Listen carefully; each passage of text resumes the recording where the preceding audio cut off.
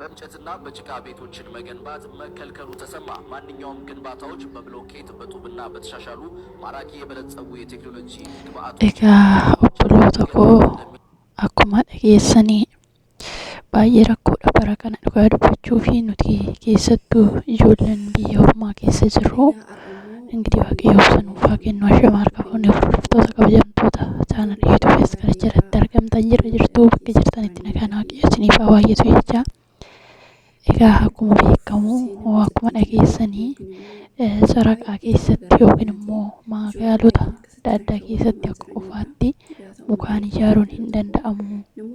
Warroota mukaan ijaaraa jiran hin buqqisu. Amma fakkeenyaaf nu biratti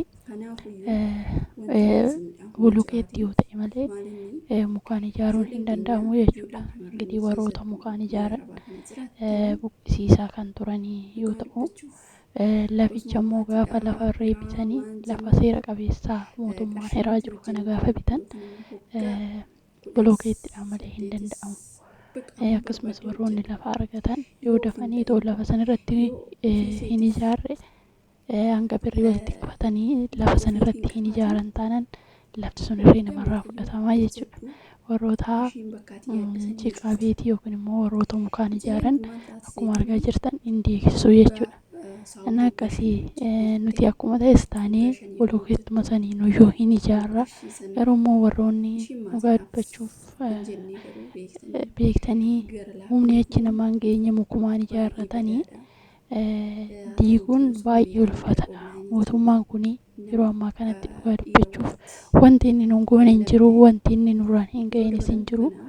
Garuu immoo of eeggannoo godhaa warreen mukaan jalqabsiistan keessattuu iyyuu ijoolleen baay'inaan beektanii ijoolleen nama fakkeenya biyyoota arabaatu jiranii yoo birriin namoota tokko tokko xixiqqaa waan ta'eef mukumaan jalqabsiisu akkuma humna ofiitti ijaarrataa jechuudha.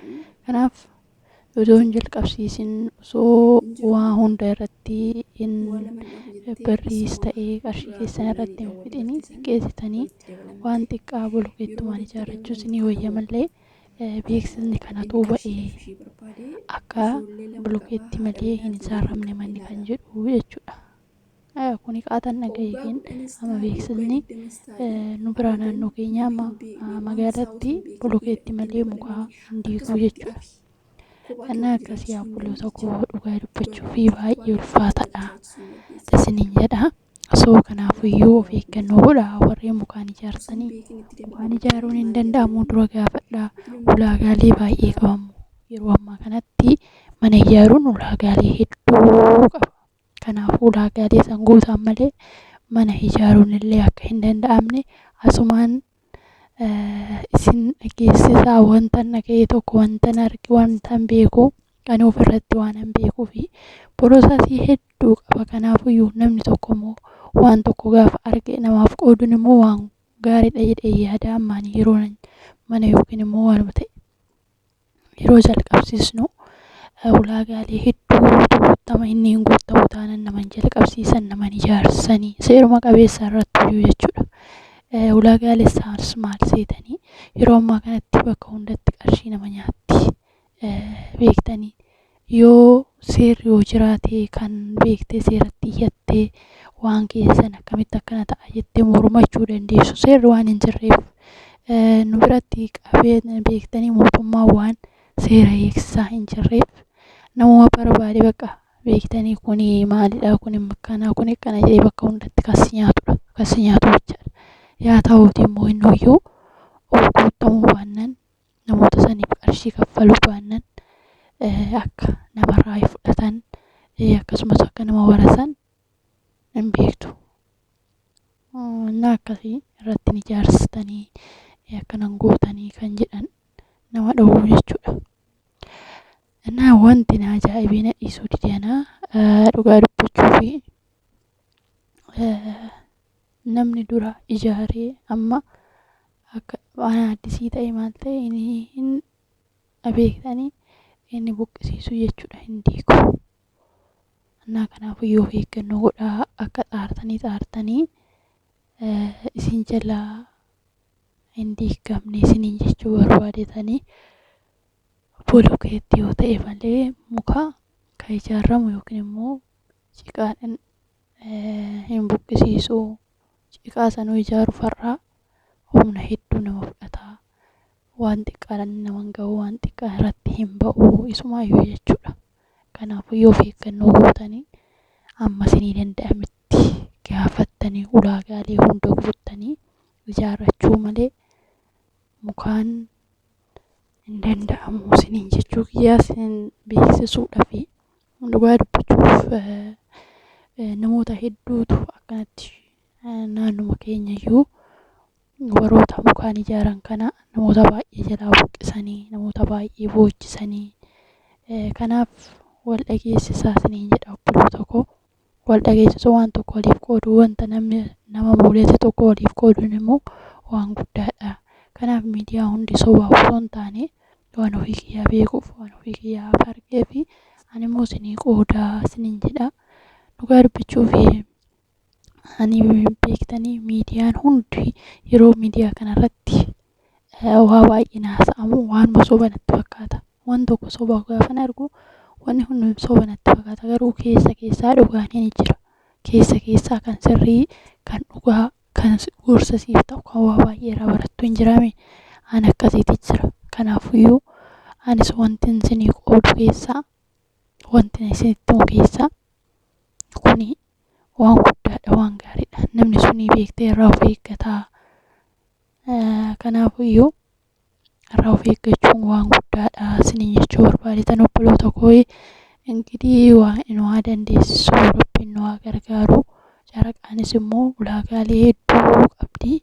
Simbiroo gaafa kaarta bilaamiitti baafadhaa jedhanii caraqaatti nu gammachiisanii akkasumatti immoo ulaagaalee hedduu qaba. Ulaagaalee sun immoo hin guutamu taanaan seerri ammayyuu immoo caraqaa irratti gaafa mana ijaarsistu bolokeettiidhaan ijaarsisteetti kaarta bilaamii sanitti fudhatta malee ciqaa akkasuma mukaan ijaaramaatti kaartaa namaan kennanii jedhan. Na akkasii obboloota koo kanatu jira. Inuma rakkannee isinii jechuu barbaadetanii gidii hundumas keenyayyuu waa nu haa gargaaru, nu haa radda'u. Kanatu jira.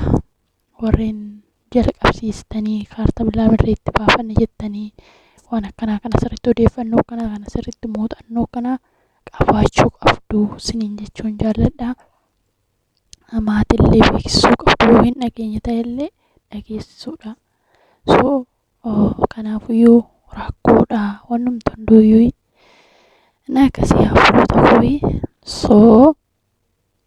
Wal beeksisuun immoo walitti himuun immoo gaariidha jedheetii yaada. Kun immoo beektanii baay'ee rakkoo cimaadha.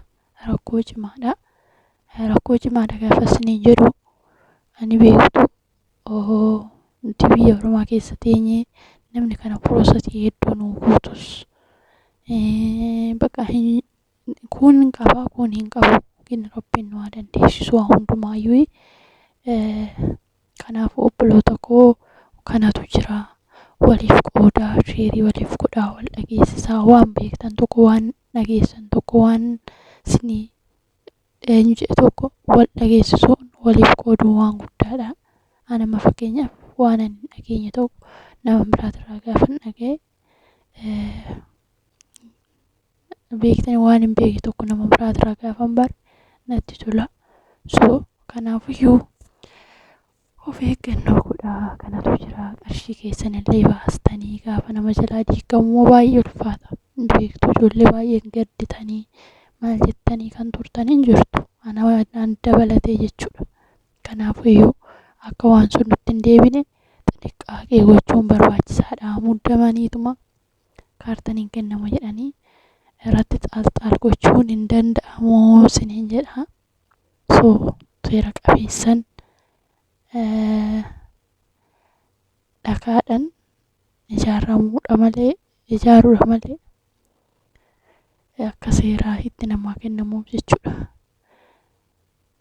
Simbiroo mukaan ijaaramee boorra hafuullee wayyaa naakuma keenyaa goona jennaanis didee akkasii obboloota koo waan hundaaf Rabbiin nu haa gargaaru isiniin jedha. walla geessisuu hin dagatinaa isiniin jedha. Warra YouTube kanaaf haaraa taatan immoo like subscribe gochuu hin dagatinaa na jajjabeessaa isiniin jedha. Obboloota koo baay'ee gadi bu'ee jira.